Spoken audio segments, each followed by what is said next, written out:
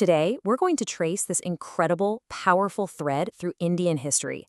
It's an ideological chain, really, one that connects a legendary king's vision all the way to the core principles of a modern nation. Let's dive in and uncover this amazing story.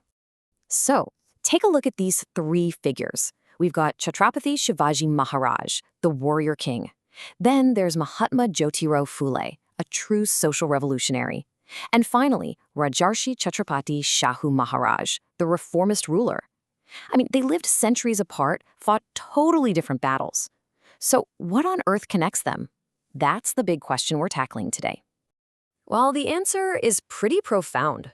According to the source material from Dr. K.Rahual, these men aren't just isolated heroes from the history books. Nope, they are links in a single unbroken chain. Think of it as an ideological continuum, where the mission of one was picked up and carried forward by the next. And that chain of reform literally shaped the India we live in today. Okay, so let's start with the big picture. How did this unbroken chain of reform actually work? How did these incredible ideas get passed from one leader to the next across hundreds of years? You know, the best way to think about it is like a relay race. Shivaji kicks things off, his big idea, political justice. He builds this government that's actually centered around its people. Then he passes the baton to Phule, and Phule, he completely changes the game. He pivots to social justice, focusing on education and fighting the caste system. Finally, Shahu gets the baton and he anchors the whole thing in institutional justice, turning all those amazing ideas into actual concrete state policies. And here's the really amazing part.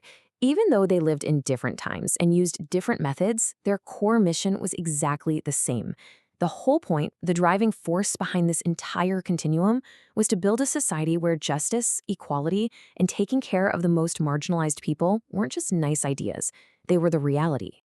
All right, let's go back to the beginning, to the very first link in that chain. Let's talk about how it all started with Chhatrapati Shivaji Maharaj and his revolutionary idea of a people's rule. So Shivaji's vision had a name, Hindavi Swarajya. But, and this is super important, this wasn't just about kicking out foreign rulers and grabbing land. The source material really stresses that it was a moral concept. It was about creating a state whose entire reason for being, its very legitimacy, came from making sure its people were taken care of. And you can see what that looked like in practice right here.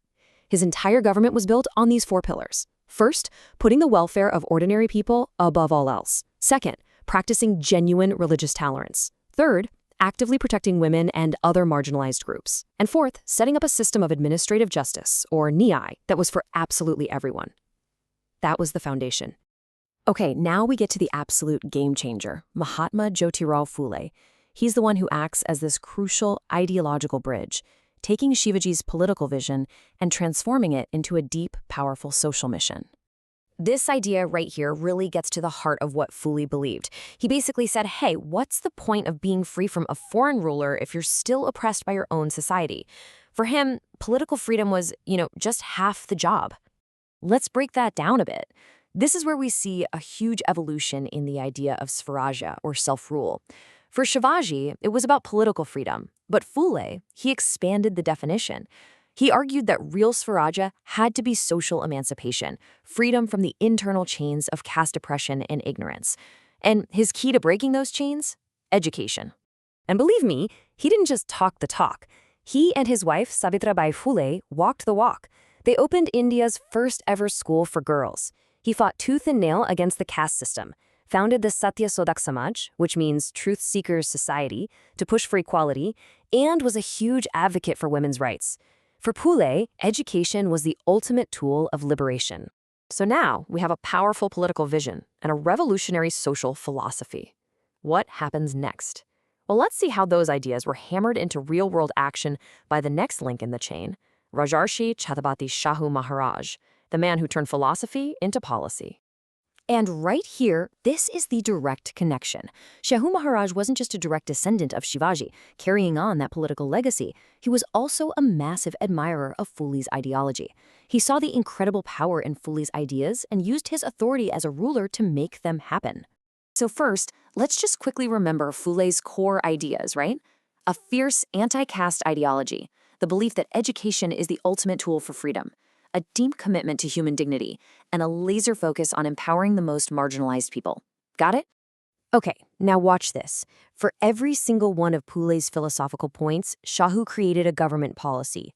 He introduced one of India's very first reservation policies for backward classes. He made education free and compulsory. He built hostels so that students from poor, marginalized communities could actually go to school. He didn't just agree with Phule, he wrote his ideas into law. And this all brings us to our final section, how this chain of reform helped forge a modern nation. Because this incredible legacy didn't just stay regional. Its principles became the foundation for all of India. So let's just recap the whole journey. It's like a four-step process. Step 1, Shivaji gives us the vision of a people's government. Step 2, Phule provides the social philosophy of justice and equality. Step 3, Shahu provides the real-world implementation through policy. And then, and this is the final crucial step, Dr. B.R. Ambedkar, the architect of the Indian Constitution, takes that entire legacy and puts it on the national stage. And this was no coincidence.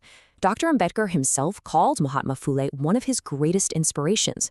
So those principles of equality, social justice, and liberty that Phule and Shahu fought for, Ambedkar embedded them into the very DNA of modern India, the Constitution. So when you boil it all down, what's the takeaway? The legacy of this unbroken chain is just immense. It shaped India's ongoing struggle for social equality, it kicked off a revolution in mass education, it brought a focus to economic justice, and it cemented the core democratic values we know today: liberty, equality, and fraternity. So, from a king's vision to a reformer's philosophy to a ruler's policies, this unbroken chain of thought really did build a nation. And it leaves us with a pretty big question to think about. How can this powerful history of connected ideas inspire our own fight for a more just and equal world today?